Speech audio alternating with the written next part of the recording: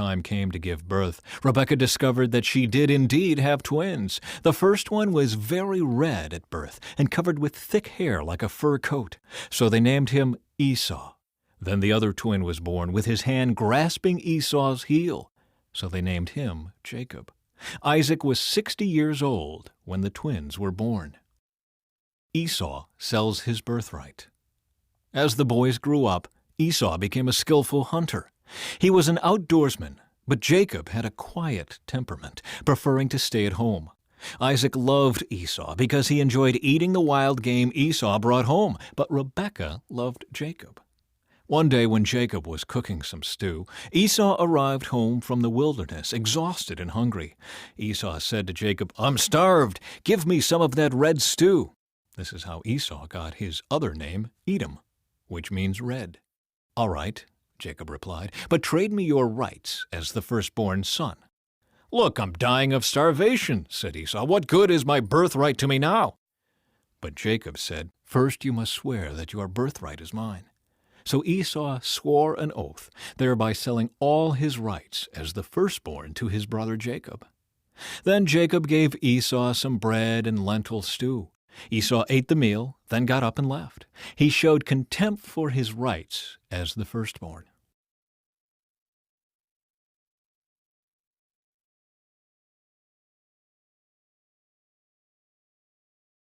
Chapter 26. Isaac deceives Abimelech. A severe famine now struck the land, as it happened before in Abraham's time. So Isaac moved to Gerar, where Abimelech, king of the Philistines, lived. The Lord appeared to Isaac and said, "Do not go down to Egypt, but do as I tell you. Live here as a foreigner in this land, and I will be with you and bless you. I hereby confirm that I will give all these lands to you and your descendants, just as I solemnly promised Abraham your father. I will cause your descendants to become as numerous as the stars of the sky, and I will give them all these lands. And through your descendants all the nations of the earth will be blessed. I will do this because Abraham listened to me and obeyed all my requirements, commands, decrees, and instructions." So Isaac stayed in Gerar. When the men who lived there asked Isaac about his wife, Rebekah, he said, "She is my sister." He was afraid to say, "She is my wife." He thought, "They will kill me to get her, because she is so beautiful." But some time later, Abimelech, king of the Philistines, looked out his window and saw Isaac caressing Rebekah. Immediately, Abimelech called for Isaac and exclaimed, "She is obviously your wife. Why did you say, 'She is my sister'?" "Because I was afraid someone would kill me to get her from me," Isaac replied. "How could you do this to us?" Abimelech exclaimed. "One of my people might easily have taken your wife and slept with her, and you would have made us guilty of great sin." Then Abimelech issued a public proclamation. "Anyone who touches this man or his wife will be put to death." Conflict over water rights. When Isaac planted his crops that year, he harvested 100 times more grain than he planted, for the Lord blessed him. He became a very rich man, and his wealth continued to grow. He acquired so many flocks of sheep and goats, herds of cattle, and servants that the Philistines became jealous of him. So the Philistines filled up all of Isaac's wells with dirt. These were the wells that had been dug by the servants of his father Abraham. Finally, Abimelech ordered Isaac to leave the country. "Go somewhere else," he said, "for you have become too powerful for us." So Isaac moved away to the Gerar Valley, where he set up their tents and settled down. He reopened the wells his father had dug, which the Philistines had filled in after Abraham's death. Isaac also restored the names Abraham had given them. Isaac's servants also dug in the Gerar Valley and discovered a well of fresh water. But then the shepherds from Gerar came and claimed the spring. "This is our water," they said, and they argued over it with Isaac's herdsmen. So Isaac named the well Esek, which means argument. Isaac's men then dug another well, but again there was a dispute over it, so Isaac named it Sitnah, which means hostility. Abandoning that one, Isaac moved on and dug another well. This time there was no dispute over it, so Isaac named the place Rehoboth, which means open space. For he said, "At last the Lord has created enough space for us to prosper in this land." From there Isaac moved to Beersheba, where the Lord appeared to him on the night of his arrival. "I am the God of your father Abraham," he said. "Do not be afraid, for I am with you and will bless you. I will multiply your descendants, and they will become a great nation. I will do this because of my promise to Abraham, my servant." Then Isaac built an altar there and worshipped the Lord. He set up his camp at that place, and his servants dug another well. Isaac's covenant with Abimelech. One day King Abimelech came from Gerar with his adviser, Ahuzeth, and also Phicol, his army commander. "Why have you come here?" Isaac asked. "You obviously hate me, since you kicked me off your land." They replied, "We can plainly see that the Lord is with you. So we want to enter into a sworn treaty with you. Let's make a covenant. Swear that you will not harm us, just as we have never troubled you. We have always treated you well, and we sent you away from us in peace. And now look how the Lord has blessed you." So Isaac prepared a covenant feast to celebrate the treaty, and they ate and drank together. Early the next morning, they each took a solemn oath not to interfere with each other. Then Isaac sent them home again, and they left him in peace. That very day Isaac's servants came and told him about a new well they had dug. "We've found water," they exclaimed. So Isaac named the well Shibah, which means oath. And to this day the town that grew up there is called Beersheba, which means well of the oath. At the age of 40, Esau married 2 Hittite wives, Judith, the daughter of Beeri, and Basemath, the daughter of Elon. But Esau's wives made life miserable for Isaac and Rebekah.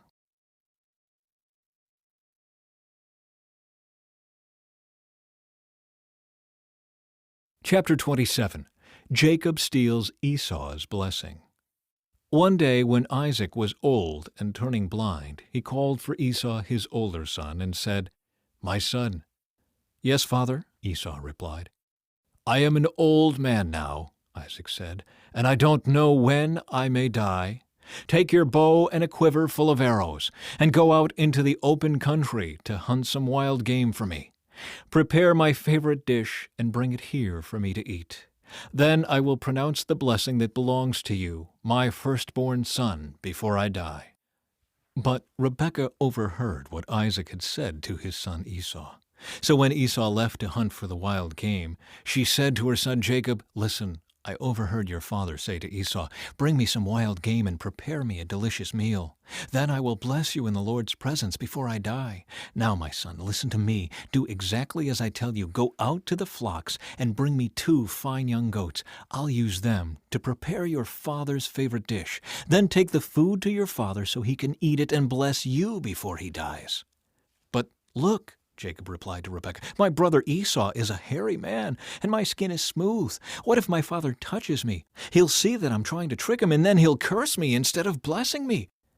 But his mother replied, "Then let the curse fall on me, my son. Just do what I tell you. Go out and get the goats for me."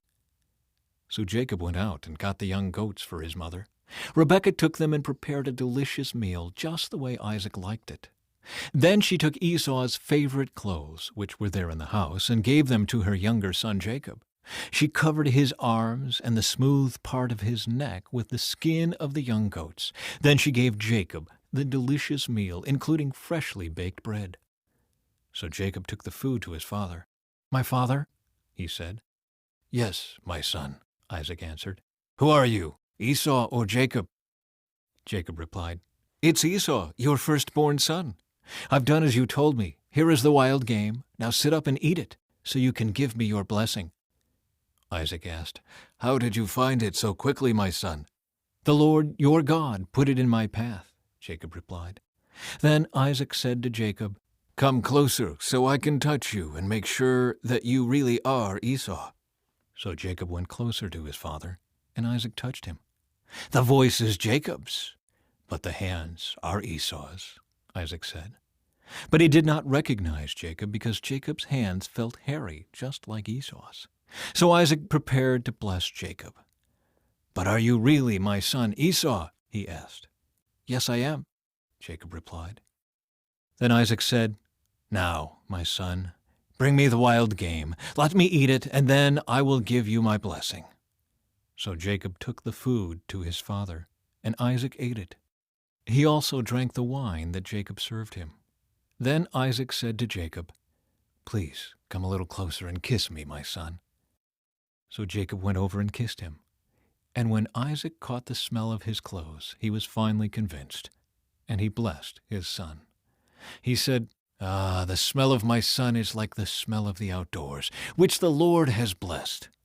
From the dew of heaven and the richness of the earth, may God always give you abundant harvests of grain and bountiful new wine. May many nations become your servants, and may they bow down to you. May you be the master over your brothers, and may your mother's sons bow down to you. All who curse you will be cursed, and all who bless you will be blessed." As soon as Isaac had finished blessing Jacob, and almost before Jacob had left his father, Esau returned from his hunt. Esau prepared a delicious meal and brought it to his father. Then he said, "Sit up, my father, and eat my wild game, so you can give me your blessing." But Isaac asked him, "Who are you?" Esau replied, "It's your son, your firstborn son Esau." Isaac began to tremble uncontrollably and said, "Then who just served me wild game? I have already eaten it, and I blessed him just before you came, and yes, that blessing must stand." When Esau heard his father's words, he let out a loud and bitter cry. "Oh, my father, what about me? Bless me too," he begged. But Isaac said, "Your brother was here, and he tricked me. He has taken away your blessing." Esau exclaimed, "No wonder his name is Jacob, for now he has cheated me twice. First he took my rights as the firstborn, and now he has stolen my blessing. Oh, haven't you saved even one blessing for me?" Isaac said to Esau, "I have made Jacob your master, and have declared that all his brothers will be his servants. I have guaranteed him an abundance of grain and wine, what is left for me to give you, my son." Esau pleaded, "But do you have only one blessing? Oh, my father, bless me too." Then Esau broke down and wept. Finally, his father Isaac said to him, "You will live away from the richness of the earth, and away from the dew of the heaven above. You will live by your sword, and you will serve your brother. But when you decide to break free, you will shake his yoke from your neck." Jacob flees to Padan Aram. From that time on, Esau hated Jacob because their father had given Jacob the blessing. And Esau began to scheme, "I will soon be mourning my father's death. Then I will kill my brother Jacob." But Rebekah heard about Esau's plans, so she sent for Jacob and told him, "Listen, Esau is consoling himself by plotting to kill you. So listen carefully, my son. Get ready and flee to my brother Laban in Haran. Stay there with him until your brother cools off. When he calms down and forgets what you have done to him, I will send for you to come back. Why should I lose both of you in one day?" Then Rebekah said to Isaac, "I'm sick and tired of these local Hittite women. I would rather die than see Jacob marry one of them."